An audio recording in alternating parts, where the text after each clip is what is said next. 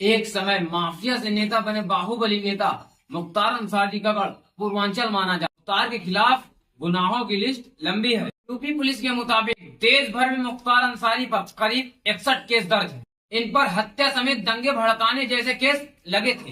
Ansari UP के मऊ विधानसभा seat से 5 बार के रिकॉर्ड विधायक। माफिया मुख्तार अंसारी का पूर्वांचल में 90 के दशक से रसूख शुरू हुआ, जो 2017 में बीजेपी सरकार बनने तक रहा।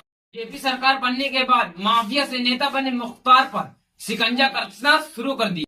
बीजेपी सरकार बनने से पहले पंजाब की रोपड़ जेल से बंद मुख्तार को यूपी में बांदा की जेल में स्थानांतरित किया गया, जहां उन्हें हाई सिक्योरिटी बैरक में रखा गया। मुख्तार अंसारी की बेनामी संपत्ति जब्त करने के लिए आयकर विभाग ने ऑपरेशन पैंथर चला रहा था। अब तक आयकर विभाग द्वारा मुख्तार अंसारी की 500 करोड़ से अधिक की संपत्ति जब्त करी जा चुकी। इस कहानी को जानेंगे पूरी डिटेल्स में।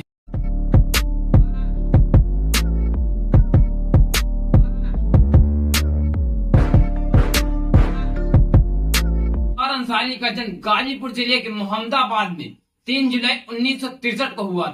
इनके पिता का नाम सुभानुल्लाह अंसारी और मां का नाम बेगम राबिया था। मुख्तार अंसारी 3 भाई थे और तीनों भाइयों में मुख्तार सबसे छोटा था। उनकी पत्नी का नाम अफसा अंसारी। मुख्तार अंसारी के 2 बेटे हैं, जिसमें उनके बड़े बेटे का नाम अब्बास अंसारी और छोटे बेटे का नाम उमर है। उत्तर प्रदेश यानी पूर्वांचल 26 लोकसभा और 130 विधानसभा सीटों वाले पूर्वांचल का देश की राजनीति में बेहद अहम रोल है। इसी पूर्वांचल के वाराणसी, गाजीपुर, बलिया, जौनपुर और मऊ में एक दौर था जब मुख्तार अंसारी का दबदबा था। मुख्तार अंसारी के खानदान में कई शख्सियतों के नाम जुड़े हैं। मुख्तार अंसारी के दादा डॉक्टर मुख्तार अहमद अंसारी महात्मा गांधी के करीबी हुआ करते थे। यही नहीं, अपने जमाने के मशहूर सर्जन मुख्तार अहमद अंसारी कांग्रेस के राष्ट्रीय अध्यक्ष भी बने। मुख्तार अंसारी के नाना ब्रिगेडियर उस्मान महावीर चक्र विजेता रहे हैं। ब्रिगेडियर उस्मान 1947 की नौशेरा की जंग में शहीद हुए थे। यही नहीं, मुख्तार अंसारी के पिता भी कद्दावर नेता पर मुख्तार अंसारी के घर पर फरियादियों की भीड़ हुआ करती। चलिए अब बात करेंगे मुख्तार अंसारी का कॉलेज स्टूडेंट से माफिया बनने का सफर। 90 के दशक में ये वो दौर था जब पूर्वांचल में एक नए तरह का अपराध सिर उठा रहा था। रेलवे, शराब और दूसरे सरकारी ठेके हासिल करने की रेस में अपराधियों के कई गैंग उभरने लगे। पूर्वांचल में माफिया डॉन और बाहुबली तेजी से उमड़ रहे के कॉलेज में पढ़ाई कर रहे मुख्तार को इस ताकत का अंदाजा लग चुका। इन्हीं दिनों मुख्तार ने एक बाहुबली मखनू सिंह से हाथ मिला लिया। 90 के दशक में पूर्वांचल के एक बड़े क्षेत्र में